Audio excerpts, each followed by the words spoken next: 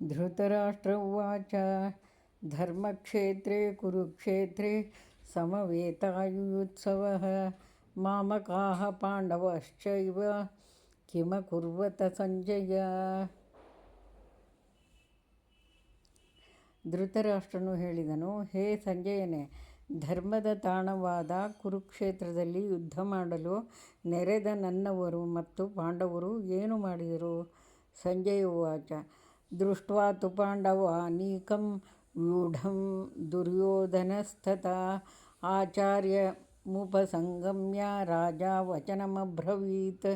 ಸಂಜಯನು ಹೇಳಿದನು, ಆಗ ರಾಜ ದುರ್ಯೋಧನನು ಪಾಂಡವರ ಸೈನ್ಯವನ್ನು ವೀಕ್ಷಿಸಿ ತನ್ನ ಆಚಾರ್ಯನ ಬಳಿಗೆ ಹೋಗಿ ಮಾತನಾಡಿದನು.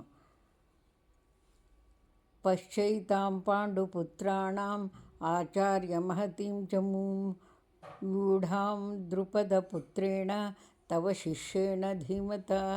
ನೋಡಿದಿರಾ ಆಚಾರ್ಯರೇ, ಪಾಂಡುಪುತ್ರರ ಈ ವ್ಯೂಹ ರೂಪವಾದ ಸೈನ್ಯವನ್ನು ನಿಮ್ಮ ಚತುರ ಶಿಷ್ಯನಾದ ದ್ರುಪದನ ಮಗನ ಕೌಶಲದಿಂದ ಸಜ್ಜುಗೊಂಡಿದೆ.